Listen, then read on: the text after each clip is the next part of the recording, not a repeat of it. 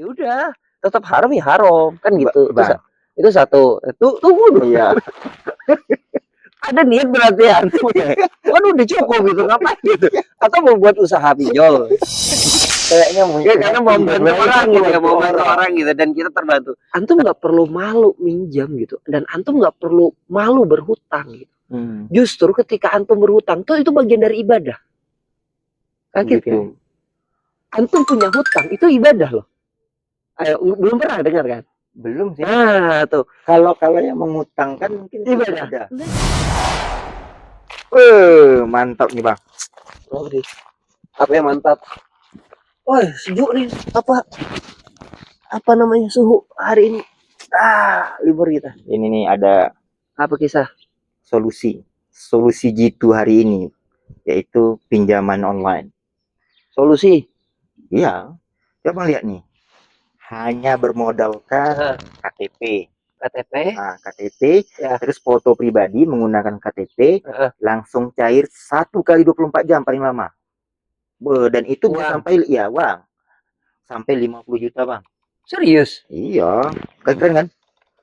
Mana? Jaminannya apa? Jaminannya hanya bermodalkan KTP, Bang. Cuman KTP aja? KTP aja. Bisa cair segitu? Iya, keren ya? Keren. Coba kalau misalnya, coba lihat. Kalau dulu orang berani nggak minjamkan ke bank itu 50 juta, mana berani pihak bank. Pihak bank tuh harus sertifikat tanah atau BPKB mobil dan sebagainya. Ini hanya bermodalkan. Tapi kan kalau pinjol itu kan rawan itu. Itu kayak ibaratnya kayak kalau bahasa kampung kita dulu tuh lintah darat itu dulu. Bahasa sekarang aja keren pinjol tak dengan online. Orang dulu nagihnya ke rumah kasih pinjaman lintah darat. Ya, apa bedanya? Lintah darat banyak orang sengsara gara-gara lintah darat tuh. Bang, itu kan perspektif abang. Coba misalnya posisi abang yang punya duit. Coba posisinya abang, misalnya anak ada 2 orang mau masuk SD. Ya. Butuh uang masuk misalnya anggaplah 5 juta atau 5 sampai 10 juta lah. Beli pakaian dan sebagainya, kebutuhan. Ya. Nah, dia minjam ke orang tua ya nggak bisa. Minjam ke teman bisa. Minjam ke abang pun nggak bisa kan. Gue lihat dulu orangnya. Ya, artinya siapa lagi yang bisa kemudian meminjamkan mereka di posisi itu? Mungkin kita ketahui, mungkin orang menganggap pinjol itu riba, pinjol itu lintah darat dan sebagainya. Tetapi Bang, coba lihat dari aspek kemanusiaannya. Abang pilih mana nih? Harus meminjam, tidak ada orang mau meminjam, ya kan? Akhirnya dia meminjam kepada pinjol. Bunganya tuh Bang, bunga murah. Aku bukan lembaga sosial ya. Bunga murah. 12 bulan ya, bermodalkan KTP aja, cukup HP aja, cukup HP saja. Bisa. Kemudian ada orang berani bisa minjamkan uang dan sebagainya itu. Dan itu sangat dibutuhkan kan? Ini memang komplit nih persoalan kalau kayak gini. Tapi gini kita kan satu ya, kalau misalkan ya perkara syariat tadi, kalau ini dari sudut pandang syariat dulu kan, keyakinan kita itu riba ya. Kondisi riba tuh kan diharamkan. Tadi udah sepakat kan. Betul. Maka ketika sesuatu hal yang sudah diharamkan, apapun masalahnya, ya udah tetap haram ya haram kan gitu. Itu satu. Tunggu dulu. Iya. Ada niat berarti antum ya. Kan udah cukup gitu, ngapain gitu? Atau mau buat usaha pinjol? Kayaknya mungkin karena mau bantu orang gitu ya, mau bantu orang gitu, dan kita terbantu. Nah, itu satu Yang kedua gitu kan. Terjadinya persoalan-persoalan itu kan sebenarnya rangkaian dari persoalan cabang yang ada persoalan sebab yang menyebabkan rangkaian itu. Nah, yang ketiga gitu. Kadang kan tadi Adi bilang kan, mau minjem ke tetangga, mau minjem ke saudara, nggak ada yang mau minjem. Betul. Kan. Sebenarnya gini loh, Di. Kita itu memahami hutang itu sekarang tuh buruk gitu ya. Kadang tuh misalkan antum minjam uang gitu, malu nggak? Enggak sih. Iya kan. Nah, kebanyakan orang kenapa pinjam uang dipinjol? Karena sifatnya privasi satu. Yang kedua dia nggak mau bebanin orang. Yang ketiga gitu, kadang orang yang mau dimintain pinjam nggak mau minjamin gitu kan. Kenapa? Berarti setuju nih, pinjol. Belum. Kenapa gitu?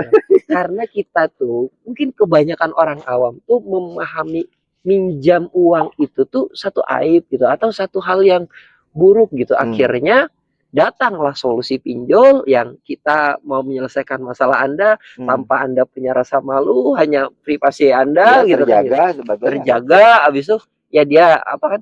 Tapi gini deh. Tapi di ujungnya kan dia apakah selesai masalahnya? Tidak gitu. Nanti berangsur-angsur nanti ya kena bunganya dan seterusnya. Nah, ini yang perlu dipahami adalah kalau dalam konsep Islam itu sebenarnya pinjam meminjam tuh hutang piutang tuh akadnya itu asasnya tuh tolong menolong. Jadi kalau misalkan gini Bi, antum nggak perlu malu minjam gitu dan antum nggak perlu malu berhutang gitu. Justru ketika antum berhutang tuh itu bagian dari ibadah. Kaget gitu. Ya? Antum punya hutang itu ibadah loh. Ayo, belum pernah dengar kan? Belum sih. Nah, tuh. Kalau yang mengutangkan mungkin ibadah. Ada. Nah, tapi kalau yang berhutang tuh juga itu bagian dari ibadah. Ini kayaknya makin meyakinkan untuk jadi bisnis pinjol ya. Bukan gitu. Bukan gitu maksudnya. Menyalah ini. Itu kita tunggu, kenapa ada riba? Kenapa? Kan karena ada ngambil keuntungan dari apa namanya hutang atau pinjaman yang kita berikan kan gitu. Betul. Nah, cuman ini kan gini, akad hutang piutang itu akadnya tolong menolong. Lalu ketika misalkan kita minjem sama saudara kita, maka dipinjemin, ya itu bagian dari ibadah. Kenapa bagian dari ibadah? Pertama, yang meminjamkan tentu menolong saudaranya. Oke, jelas. Betul. Nah, yang meminjam itu karena Islam itu memberikan solusi ketika dia kesulitan, maka dia meminta pertolongan sama saudaranya. Dia menjalankan itu atas solusi dari Islam.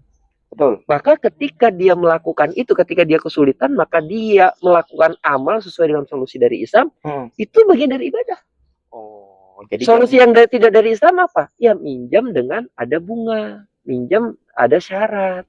Tapi kalau dia meminjam tanpa syarat, itu solusi dari Islam dan dia lakukan itu, artinya kan dia ibadah. Kenapa? Karena dia tidak menjalankan, dia menghindari perbuatan yang dilarang. Ketika dia menghindari perbuatan yang dilarang dan dia memilih perbuatan yang dibenarkan, maka itu bagian dari ibadah. Kalau dia melakukan perbuatan yang dilarang, dia dapat dosa. Artinya ketika dia melakukan perbuatan yang dianjurkan dan disyariatkan, berarti dia dapat pahala. Berarti orang yang minjem itu juga dapat pahala tapi jangan pikiran mau minjem-minjem. Kayak gitu juga gitu. Bukan gitu konsepnya. Nah, tunggu gini. Maka ketika kita memahami bahwa pinjam meminjam itu bagian dari akad tolong menolong tanpa adanya imbalan ataupun penambahan setelahnya, itulah yang dibenarkan. Jadi antum misalkan ketika ada orang datang mau minjem, antum bantu, antum dapat pahala, dia dapat pahala gitu. Gitu. Nah, cuman kan sekarang tuh orang tuh jadi sungkan, jadi malu minjem gitu. Atau bahkan yang meminjamkan ini juga antras gitu, tidak percaya gitu. Nah, itu krisisnya kita itu. Kalau antum tadi masalah, ini secara kemanusiaannya tuh pinjol tuh bagus. Justru secara kemanusiaan kita tuh dari sisi kemanusiaannya sudah hilang empati kepada saudara-saudara kita. Gitu, ada rasa tolong menolong dan seterusnya gitu. Jadi kalau kita misalkan datang, ada saudara kita pengen pinjam dan kita bisa bantu, bantulah. Kenapa? Karena itu bisa menghindarkan dia dari keterpurukan atas pinjol tadi. Mantap. Cuman gini Bang, bukan masalah tak mau minjam. Wah, ini pengalaman. Pengalaman apa lagi? Kadang kita meminjamkan, meminjamkan, ya boro-boro mau dikembalikan Bang. Yang ada kita diblokir. Iya kan, kayak gitu. Jadi gini. Wajar lah harusnya ketika kita meminjamkan itu, uang kita kan dipinjam, ya kan. Kemudian ketika dikembalikan dalam beberapa bulan atau beberapa tahun, maka yang terjadi adalah Ada tambahan ada itu. tambahan karena nilai uang itu kan mengalami penurunan. Ah, ini parah. Dapat pemahaman kayak mana sih, Di? Betul nggak? Dan Dan satu lagi, Bang. itu kan secara materialnya. Iya. Harusnya ngapain aku pinjamin lu 50 juta nanti balikin 3 bulan, mending ku investasikan 50 juta tuh bisa nambah. Kan? Nah, gitu. Apalagi sekarang 50 juta lumayan tuh langsung dapat hadiah gratis. Kayak enggak tahu nih siapa. Nah, tapi kan sama-sama ridho. Ini pertama, Bang. Dia tidak mengalami berat. Dia merasa terbantu. Dan saya pun nggak pernah merasa berat juga. Karena kan ada resiko yang saya dapatkan. Ketika kita meminjam, apalagi meminjam kepada teman. Ini biasanya kebanyakan minjam seperti gini. Resiko kredit macet bukan kredit macet. Masih mendingan macet. Kredit hilang. Itu kan terjadi. Akhirnya harus ada kemudian istilahnya pengamanannya dengan cara apa? Ya kayak seperti pinjol itu kan, minjam 50 juta, cair cuma 40 juta. 10 juta dari potong di awal. langsung diamankan ya. Nah, itu kan gitu, kan ridho kan? Nggak gini di zina itu sama-sama ridho nggak? Ya. Dosa kan? Dosa di minjem itu juga walaupun sama-sama ridho, berarti artinya standarnya bukan ikhlas, sama-sama ikhlas boleh tidak, sama-sama ridho artinya tidak, enggak gitu. Jadi perkara hukum syara itu ya diharamkan oleh Allah ya haram gitu. Kenapa karena banyak orang masalah pinjol tuh, masalah riba itu tuh kalau dalam Al-Qur'an kan itu disebutkan tuh kayak orang yang terjerat riba itu jadi kayak orang gila, orang yang kerasukan gitu. Maksudnya apa ya? Dia tuh kalau sudah masuk ke situ susah mau lepasnya. Cobalah cek tuh orang-orang yang pinjol itu susah sekali masuk tuh, berat sekali lepas. Atau orang yang sudah termakan harta riba tuh ketagihan gitu. Kayak orang gila, orang yang kerasukan gitu. Tapi memang enak Bang harta riba tuh. Coba antum. Ya enak lah. Ada loh misalkan gitu. Jangan gitu. Iya kan kita nih alumni akuntansi ya. Sama ya, alumni akuntansi. Kenapa berkhianat ya? Jadi matematika. Itu lebih analisis lagi gitu kan. Nah, ya sama itu jurusan matematika itu kan banyaknya arahnya ke finance. Finance itu tuh perkara riba juga. Akuntansi itu juga sampai kan waktu magang tuh kan abang tuh kan di bank tuh. Bank pengkreditan rakyat gitu di salah satu daerah lah.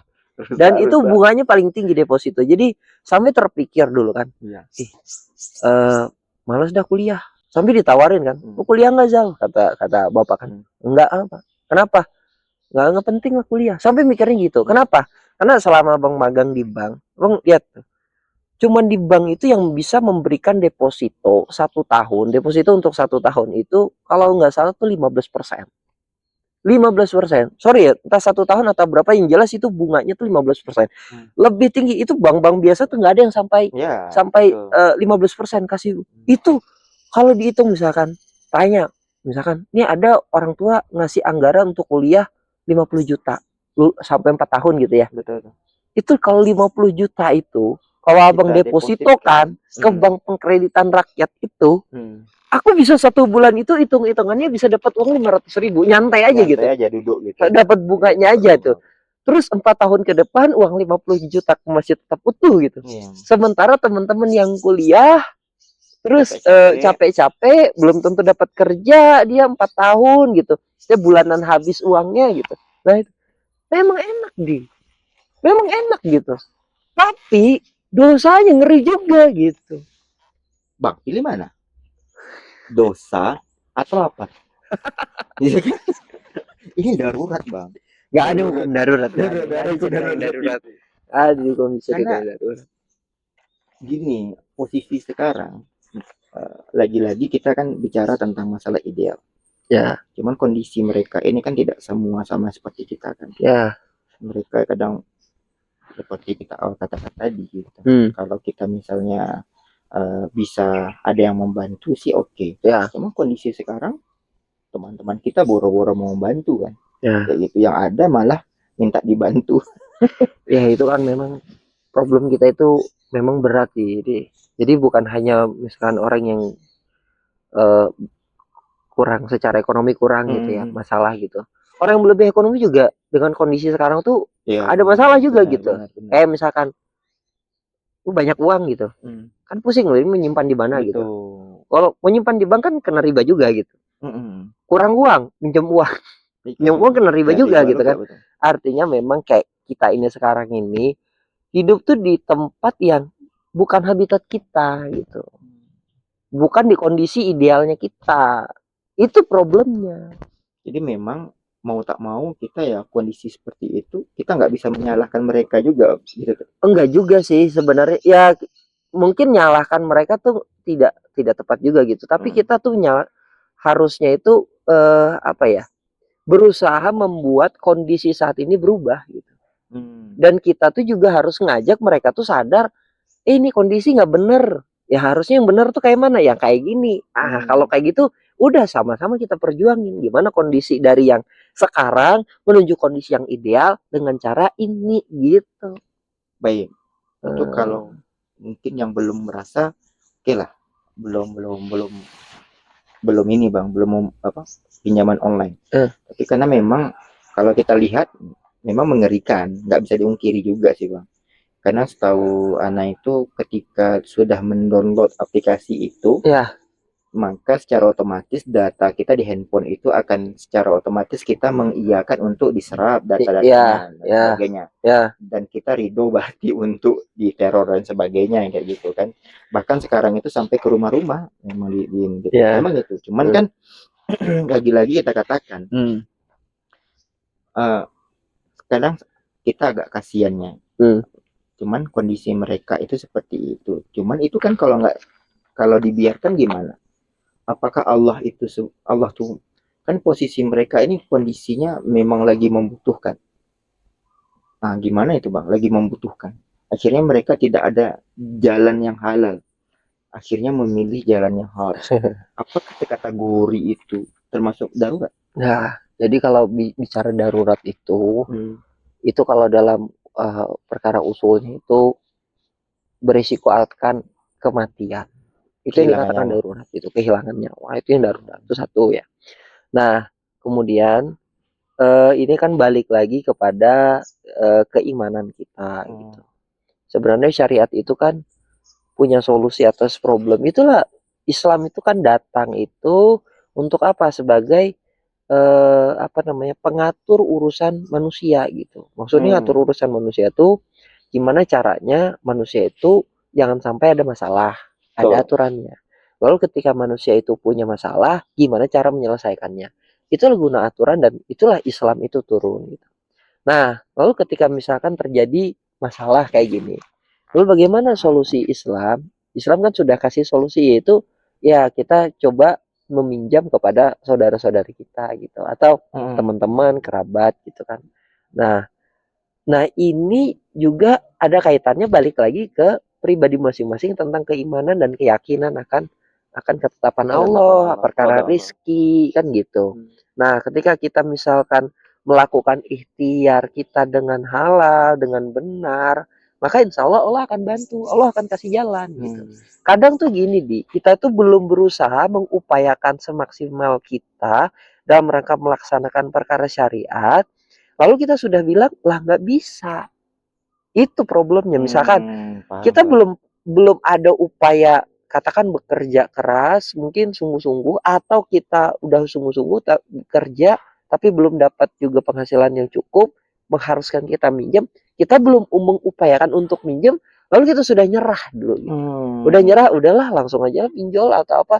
Kita udah memvisualkan dalam pikiran kita orang nggak akan mau minjemin. Orang nggak. Nah, akhirnya apa? Akhirnya udah langsung. Sementara belum belum belum ada upaya ke situ, tapi udah kita nyerah gitu. Nah, kan sebenarnya yang dinilai itu kan amal kita amal amal kita itu yang dinilai oleh Allah. Misalkan ketika kita berupaya untuk mencari pinjaman karena itu solusi yang ditawarkan oleh Islam, itu bagian dari ibadah. Dapat ya alhamdulillah, tidak ya kita cari lagi, kita berusaha gitu. Dan yakinlah akan rizki dari Allah. Kalau habis rizki kita mati Oh gitu. Jadi kadang tuh di kita itu berhujah tuh sama sama ini kan apalagi kayak kita ke kepala keluarga, bapak-bapak nih, ada tanggungan, ada istri, ada anak gitu ya. Kadang tuh kita merasa tuh sombong gitu. Sombongnya apa? Anak istri tuh kita yang kasih kasih rezeki. Padahal enggak deh. Yang kasih rezeki itu Allah gitu. Kita itu berupaya gimana caranya menjalankan amanah dari Allah sebagai kepala keluarga. Gimana? Ya udah bekerja, mencari nafkah. Berapa rezeki yang Allah kasih itu urusan Allah. Jadi yang ngasih ngasih rezeki kepada anak kita, istri kita itu Allah di. Uang yang kita bawa itu tuh sejatinya belum rezeki. Kecuali ketika uang tadi sudah kita manfaatkan, kita makan, kita infakkan atau kita nikmati, kita pakai. Itu yang baru dikatakan rezeki. Nah, jadi balik lagi perkara keyakinan kepada Allah Subhanahu wa taala. Nah, ini sih ya. Sebenarnya tuh ada solusi lagi gitu. Sebenarnya ini urusan negara sih sebenarnya lagi. Ini kalau bicara komplitnya lagi ya ini ya ngurusin yang kayak gini nah urusan negara ini coba pinjol itu tuh itu diiklanin kan? Ya, Iya kan? ada izin kan? Ini berarti negara tahu kan? Pastinya. Berarti negara membolehin deh kan? Boleh. Nah, Ya. berarti kalau negara membolehin hal yang diharamkan oleh agama kita, berarti ya kalau balik lagi nih, berarti negara menentang Ya, menentang berarti ikut menentang dalam aturan yang dibuat sendiri. Kenapa menentang aturan dia sendiri? Kan dalam undang-undang 29 ayat 2 itu kita wajib negara memberikan kebebasan untuk mengamalkan apa yang kita yakini gitu kan. betul. Lalu kita mengamalkan nggak boleh riba, tapi negara memaksa kita. Karena memang wajib kan. Ya karena problemnya di situ karena negara kita itu tidak mengadopsi aturan yang bersumber dari Sang Khalik, aturan dari ketuhanan. Itu problemnya. Muncullah banyak masalah-masalah sebab kayak gini. Tapi memang kalau di jujur-jujuran, Bang, Jujur negara, masih jujur-jujuran. masih terniat juga mau usaha buat enggak. Tapi memang kita wajib riba sekarang pada negara kan. Coba lihat. Ya riba itu jadinya wajib bukan haram gitu. Ya. Coba lihat. Kalau kita tidak meminjam uang ke negara lain, misalnya baru-baru ini kan presiden kita membawa duit 180 Wih, berarti kajiannya udah masalah negara ini. Masalah negara dari yang pinjol ke negara itu. Tapi memang itu tadi kita harus realistis ya. Jadi sekarang itu menjadi kepala rumah bapak-bapak itu bukan hal yang mudah. Apalagi dengan kondisi kita hari ini gitu. Kepala keluarga itu pulang rumah itu bukannya tenang. Istri banyak tanya gitu kan. Mana uangnya? Ya. Oh ditanyain gitu. Ditanya gitu. Enggak sih. Enggak ya. Udah, mana setorannya enggak gitu. Abang anak ini belum pulang belum ini. Jadi pulang ke rumahnya itu bukan menyelesaikan masalah kan seperti itu. Apalagi dengan kondisi malah tambah stres gitu. Ya karena memang kondisi ekonomi ya kita. Makanya angka bunuh diri itu banyak kan laki-laki. Karena laki-laki itu stresnya tinggi, anak belum sekolah, anak belum makan dan sebagainya, sementara kan tidak ada yang bantu gitu. Jadi gini Bang, andaikan dia sudah terkena pinjaman online, ya itu kan agak susah untuk keluar, karena biasanya mereka tuh dari lubang tutup lubang kan gitu. Ya. Hari ini pesan pinjam yang ini, cair di channel 1. Nanti dia pergi ke channel berikutnya untuk menutupi yang ini. Ada sisanya untuk dimakan. Nanti dia minjam lagi yang ini. Jadi ya gali lubang tutup lubang lah. Makin besar berarti itu. Masih besar hutangnya. Jadi gimana? Karena ditambah ribanya. Belum lagi kalau kita lihat ini agak susah kemudian untuk diselesaikan kayak gitu. Gimana solusinya? Apa yang harus dilakukan agar dia keluar? Karena kalau nggak gini-gini takutnya nanti makin banyak nih angka bunuh diri dan sebagainya kan. Gara-gara gagal bayar ditemukan seorang pemuda gitu. Banyak gitu nih. Banyak tuh. Sebenarnya ada ilmunya jadi ada ilmunya gimana kita cara lepas dari pinjol. Yang berat itu kan sebenarnya bukan bayar utangnya, tapi bayar bunganya. Benar nggak? Jadi pinjol itu kan kalau kita telat bayar tambah denda, ya kan, bunga terus nambah kan gitu. awalnya kita pinjam 100.000, itu Ya, bisa bayarnya 200.000. betul. Telat kita nambah lagi gitu kan. Tapi kalau misalkan kita kita utang 100.000, lalu kita bayar 100.000, insya Allah itu selesai banyak kan. Selesai, betul. Kan problemnya tuh kalau kita nunda, kena denda, bunganya tambah Bunga besar, besar, akhirnya betul. itu lah nggak nggak selesai selesai. gitu. Nah sebenarnya kalau kita balik lagi gimana cara solusi, ini kalau disebutin ini bisa marah nih orang-orang pinjol ini nih. Ketahuan. Jadi gini, nih. Kayaknya punya pengalaman bagaimana keluar dari pinjol oh iya, atau mengurus jadi pinjol. yang ngurus ada temen itu dia itu ngadu, ibaratnya dia mau hijrah kan, lalu mau tobat nih, terus abang tanya, lu punya pinjaman nggak? Punya, pinjaman pinjol. Masih ada lagi, jadi dia terhalang nggak bisa ngaji, nggak bisa gara-gara masih pinjol gitu. Tidak sempurna lah hijrah dia, karena Ya, betul. sebelum dia masuk ngaji kitab kan ditanyain dulu, punya pinjaman kredit nggak atau Ada riba tidak, nggak? betul. Ada, dia bilang. Di mana? Di pinjol, dia bilang gitu. Udah, berapa lagi? Nggak banyak lagi, Ustadz, dia bilang. Berapa? Sekitar 120.000. Ya kan sedikit lah tuh ya. Iya, betul. Nah, kalau antum sekali bersin tuh keluar 100.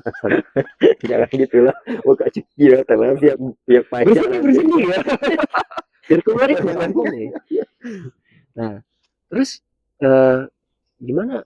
Apa ya? Udah, antum kan kerja. Kalau kerja gitu udah sisihin aja tuh. Tapi nggak bisa gitu, Ustadz, dia bilang gitu. Kenapa nggak bisa? Dia harus bayar rutin dan dendanya lagi, katanya. Nggak bisa langsung dilunasi. Nggak bisa. Dulu pinjamnya berapa? Dulu pinjamnya 200, katanya. Udah berapa lama? Udah 5 bulan. Lo kok nggak kurang-kurang dari 5 bulan? Harusnya 1 bulan lagi selesai, katanya. Betul. Tapi yang ini sih akumulasi dari bunganya. Jadi nggak selesai jadinya. Tinggal 120.000. Udah, gini aja. Dia bilang, berarti tanyain ke mereka berapa lagi utang lo. Utangnya kalau misalkan kan dibagi 6 tuh, kurang lebih sekitar 30.000 lagi. Tapi karena bunganya jadi 120.000. Betul. Kan kecil tuh kan. Betul. Jadi bayarnya 30.000. Jadi Anda bilang, udah lu bayar 30.000 aja. Tapi di aplikasinya 120.000, Ustaz. Bayar 30.000 aja. Nggak boleh bayar yang 120. Kenapa? 120 itu riba.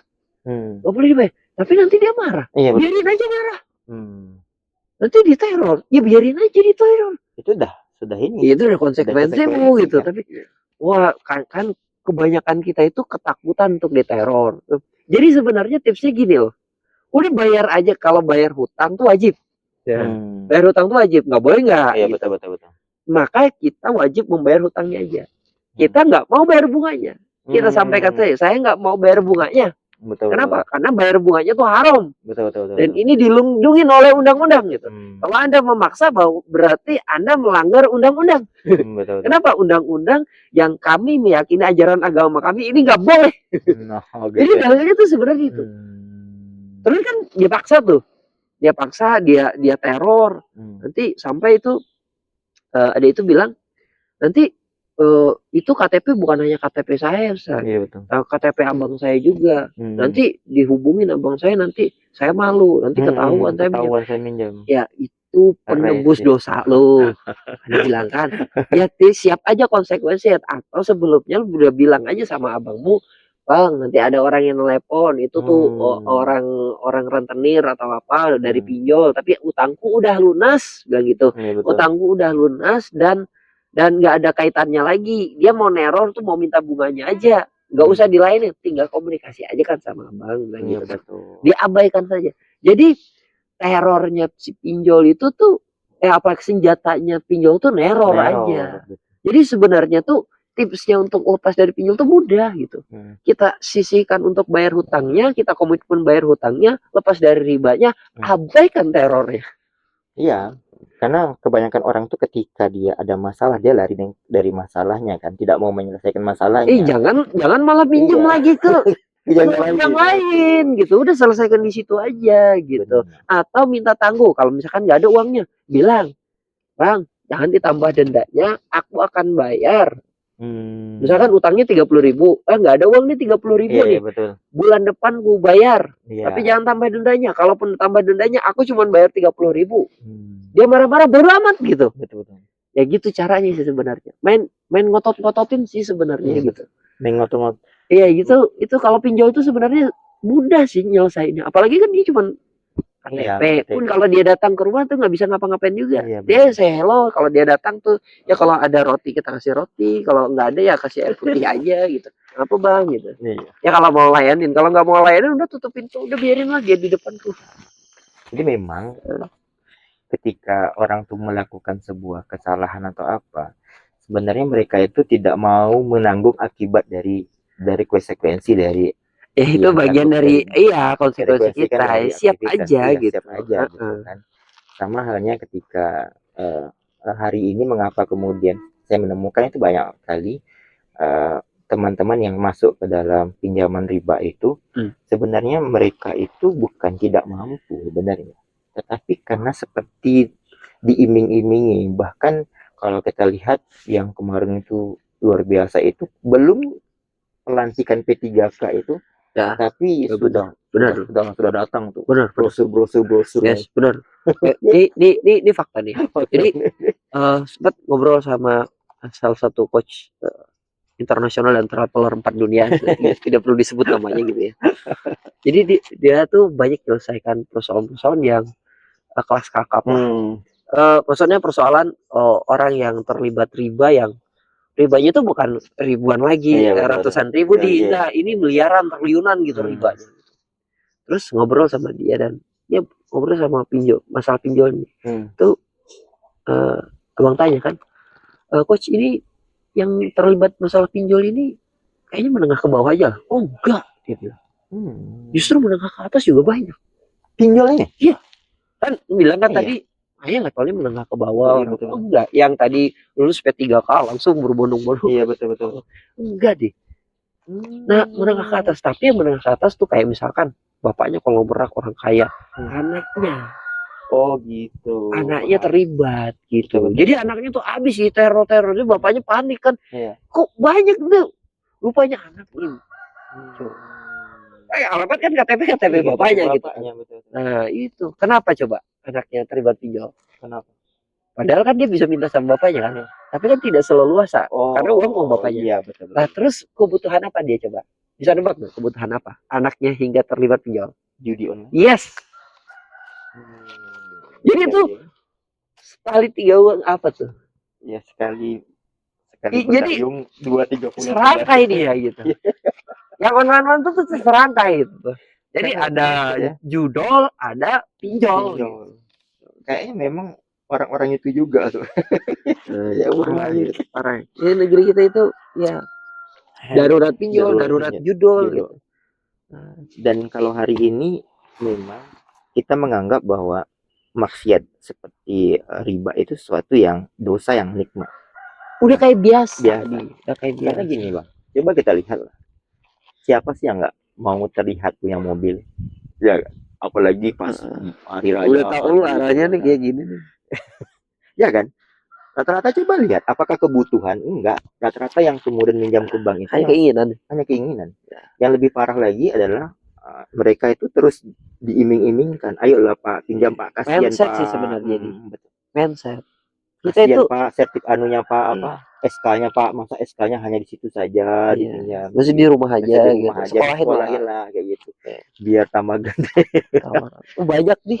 Jadi sebenarnya itu mindset ya bang. Mindset aja sih. Jadi lebih enak. Orang tuh lebih takut itu ketika tidak punya mobil, dan ketika hari raya itu dibilang kasihan, masa iya nggak punya mobil dah gini-gini, ketimbang mereka harus kemudian ya nggak punya apa-apa. Lulus PNS kan, lulus PNS, udahlah kredit lah rumah. Itu dah jadi mindset kan. Iya. Nah ini yang kita khawatirkan, sebenarnya mereka yang masuk ke dalam judi online atau menghalalkan judi dan sebagainya itu bukan karena mereka butuh. Mungkin hanya sebagian, ya mungkin ada ya, tak sampai mungkin sebagian, tetapi mereka ini adalah mereka yang memang sudah terbiasa dengan itu dan style yang seperti itu.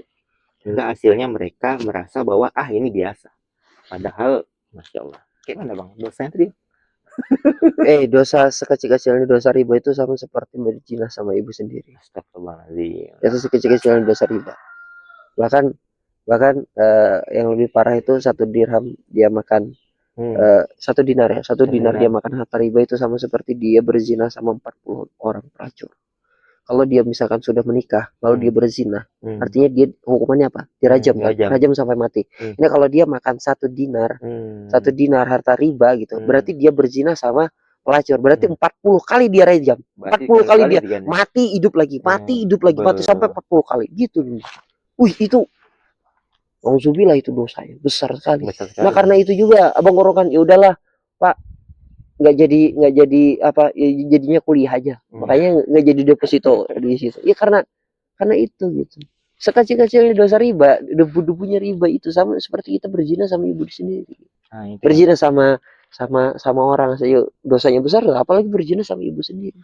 Nah ini jadi menjadi, tapi pernah nggak orang itu bahas dan warning setiap kajian tuh bahayanya riba, bahaya, jarang. Takutnya apa? Bukan takut, nggak menarik. Dan rata-rata jamaahnya takut tersinggung jamaah. Rata-rata sih pengennya tuh ustadz ceramah itu sesuai dengan request dari jamaah. Lagu mana-mana pula. Problemnya jadi udah jadi bapak-bapak julid kita ini ngomongin ustadz. Oke. Ya, terima kasih. Assalamualaikum warahmatullahi wabarakatuh.